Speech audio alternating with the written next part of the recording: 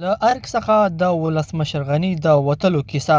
حمدالله محب څنګه ورخطا و، ولسمشر غني څنګه ارګ پرېښود، نور جزئیات په دې ویډیو کې وګورئ او چینل سبسکرایب کړئ. ارګ کې زموږ ملګري دي د دغه صحنې نشه چې پرون مې ورسره خبرې کولې. د ورځې د سحر نه نزا ډېره زیاته خرابه وه. محب صاحب ډېر زیات ورخطا و، د سهار نه کله په یو طرف منډه او کله په بل طرف باندې منډه. د رئیس جمهور دفتر ته لاړلو. سهار اته 3 بجې وې رئیس جمهور ورته وویل چې د کابینې غونډه راوغواړه، مازدیګر به 6 بجې به د کابینې غونډه کوو. نو چې دوی پوښتنه وکړه وایي صالح نشته، صالح تللی دی پنجشیر. رئیس جمهور خپل ګاډ ولېږلو وزارت دفاع ته. ګاډي بیرته راغی چې وزارت دفاع خالي ته هېڅوک نشته دی، بسم الله خان نشته دی. 12:30 بجې بسم الله خان ټلیفون وکړ، ویې ویل چې زه د رئیس جمهور سره غواړم خبرې وکړم. لاړ رئیس جمهور سره خبرې وکړې، خو خبرې معلومې نه شوې چې څه خبرې وکړې دي. په دې ساعت کې وایي محب ډېر زیات ورخطا په منډو لاړ رئیس جمهور ته. رئیس جمهور ته وویل چې طالبان را رسېدلي دي او دلته شاوخوا د چوکونه ټول نیولي دي او پنجابیان ورسره دي او غواړي چې تا ژوندی ونیسي او مړ دي کړي. خو رئیس جمهور لکه څرنګه چې وعده کړې وه په مړانې یې وویل چې زه په دې ملک کې مرم، زه نه ځم. محب بېرته راووته. یو ساعت بعد بیا منډې کړې، ویې ویل چې خلیل حقاني چې د حقاني ورور دی وایي هغه راته ټلیفون کړی چې بس مونږ په یو ساعت کې درننوځو ارګ ته. 1:30 بجې وخت چې په دغه وخت کې د کابل بانک او د خواښا بانکونه دي، په دې باندې ازدحام ډېر زیات جوړ شو.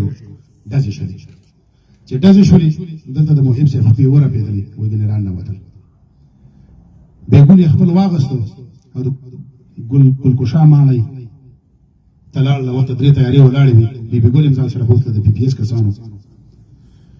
تیارې ته وختل، دغلته سره په خپلو کې برخورد راغی. PPS کسان چې دوی غوښتل چې د تیارې نه کوز کړي، هغوی لوټونه ورته وویل چې تاسو رڼاولا کې لاړ شئ. په دې وخت کې رئیس جمهور نه دی راغلی. محب بېرته د تیارې نه بیا کوزېږي او یو څه کسان ځان سره کوي، منډې کوي او رئیس جمهور په زور راولي، راکش کوي او تیارې ته یې راولي. دغه قصه مې در سره ځکه شریکوله چې پرون دغه معلومات دی لاړ. بیا تیارې د دې ډېر ټیټ پرواز کوي په تیارو کې چې اوس خپله دا سړی مو ترمز کې کوزېږي په ازبکستان کې او دوی سره 21 کسان داسې چې هغوی پاسپورټونه هم نه لري. بیا د ترمز نه ځي، دا اوس چې په کوم ځای کې دي په ابوظبي کې په یو هوټل کې دي، همالته پاتې کېږي.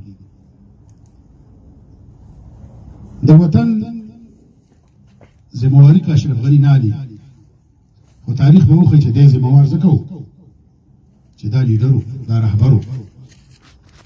که دی وایي چې ما سره خلکو چل وکړ، غداري وکړه، بیا هم دا ذموار دی. که دا وایي چې د محب د لاسه وشو، بیا هم دا ذموار دی.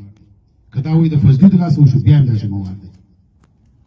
ځکه مشر همیشه باید ریسپانسیبیلیټي او ذمواري واخلي چې ده د خپل ملک دفاع ونه شو کړو. که موږ امریکا یادوو یا انګلستان یادوو یا ناټو یادوو، په تاریخ کې بل چا د چا ملکونه دي جوړ کړي، ته به خپله خپل ملک جوړې چې موږ خپله خپل ملک جوړ نه کړی شو. په موږ باندې دغه اوس چې کوم وخت راغلی دی د طالب د لاسه، خدای وکړي چې طالب بدل شوی. دا هم نه دی چې موږ دا ووایو چې موږ د طالب په نوم مخالفین یو. نه، موږ د طالب سره چې مخالفت ښودلی دی چې هغوی افغانان وژل، موږ ورته چې افغان مه وژنه. بمونه سویسایډر یې رالېږل، ځانمرګ یې رالېږل، موږ ورته دا کار مه کوه. تخریب یې کول، د افغانستان پلونه یې ورانول، ودانۍ ورانول، ولسوالۍ ورانولې، موږ ورته دا کار مه کوو. د دې په موږ کلکه مخالفین یو او هر هغه څوک چې په افغانستان کې یو خښته میځی کوي، موږ یې د هغوی مخالفین یو. سره د دې د حکومت مخالفین هم موږ وو. په کوم ځای کې چې انتقاد و او په حکومت باندې انتقاد و، موږ همیشه کړی دی. هغوی کې فساد و، ډېر بې دریغه فساد و. د وطن سره پکې د کمو سیاسینو مینه وه.